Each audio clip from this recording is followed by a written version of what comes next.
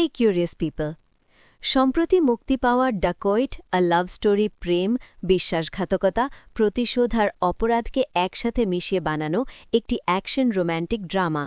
গল্পের কেন্দ্রে আছে হরি আর সরস্বতীকে ঘিরে ভাঙা সম্পর্ক, পুরনো ক্ষত, পালিয়ে বেড়ানো জীবন আর টান কিছু সংঘর্ষ। ছবির ক্যামেরা, এডিটিং, ব্যাকগ্রাউন্ড স্কোর আর স্টাইলাইজড উপস্থাপনা বেশ নজর কাড়ে। অদিভি শেষ ও মৃণাল ঠাকুরের উপস্থিতিও ছবিকে ধরে রাখে, তবে আবেগের গভীরতা সবসময় সমানভাবে কাজ করে না।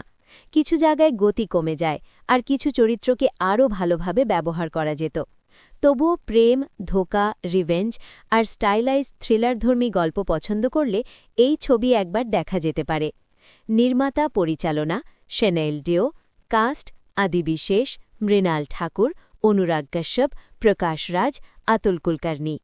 এই সিনেমাটা শুরু থেকেই একটা অদ্ভুত টান তৈরি করে দেয়, কারণ নামটা ডাকয়েট আ লাভ স্টোরি, কিন্তু ভেতরে ঢুকলেই বোঝা যায় এটা শুধু ডাকাতির গল্প না, এটা আসলে ভেঙে যাওয়া প্রেম, জমে থাকা রাগ আর ভুল সময়ে ফিরে আসা মানুষদের গল্প। শেনেল ডেও পরিচালিত এই ছবিতে আদিবি শেষ আর মৃণাল ঠাকুরকে ঘিরে যে সম্পর্কটা তৈরি হয়েছে, সেটাই পুরো সিনেমার হৃদয় হওয়ার কথা।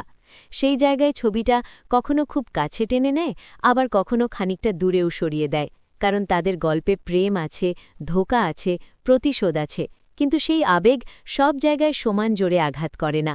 তারপরেও দুজনের স্ক্রিন প্রেজেন্স এমন যে চোখ সরিয়ে রাখা কঠিন। ছবির সবচেয়ে বড় শক্তি সম্ভবত এর টেকনিক্যাল প্রেজেন্টেশন, ক্যামেরার কাজ, এডিটিংয়ের ছন্দ, কয়েকটা অ্যাকশন সেট পিস আর ব্যাকগ্রাউন্ড স্কোর মিলিয়ে সিনেমাটা বারবার নিজেকে বড় ক্যানভাসের ছবি হিসেবে তুলে ধরতে চায়। কিছু দৃশ্যে সেটা দারুণ কাজও করে, বিশেষ করে যখন গল্পটা প্রেমের জায়গা থেকে সরে গিয়ে পাল্টা চাল, সন্দেহ আর বাঁচার লড়াইয়ের দিকে এগোয়, তখন ছবির টোন অনেক বেশি ইন্টারেস্টিং লাগে। তবে সমস্যা একেবারেই নেই এমন না। কিছু চরিত্রকে আরও ভালোভাবে ব্যবহার করা যেত, কিছু আবেগী মুহূর্ত আরও শক্তিশালী হতে পারত, আর দ্বিতীয়ার্ধের কিছু অংশে গতি একটু কমে যায়। কয়েকটা জায়গায় আপনার মনে হবেই ছবিটা আরেকটু টাইট হলে হয়তো প্রভাবটা অনেক বেশি হতো। তবুও এটাকে পুরোপুরি ব্যর্থ বলা যাবে না, কারণ সিনেমাটা মাঝে মধ্যে এমন কিছু মুহূর্ত দেয় যা থেকে যায়।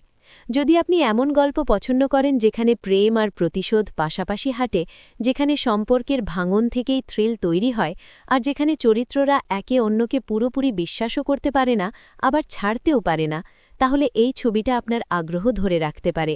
আর যদি আপনি খুব শক্ত ইমোশনাল পে অফ খুঁজে বসেন, তাহলে ছবিটা আপনাকে আংশিক সন্তুষ্ট করবে, পুরোপুরি নাও করতে পারে। সব মিলিয়ে ডাকয়েট আ লাভ স্টোরি এমন একটা ছবি যেটা নিখুঁত না হলেও ইটস ওন মুড আর প্রেজেন্টেশন দিয়ে নিজেকে আলাদা করে তোলে। এই ছিল ডাকয়েট আ লাভ স্টোরি মুভির রিভিউ।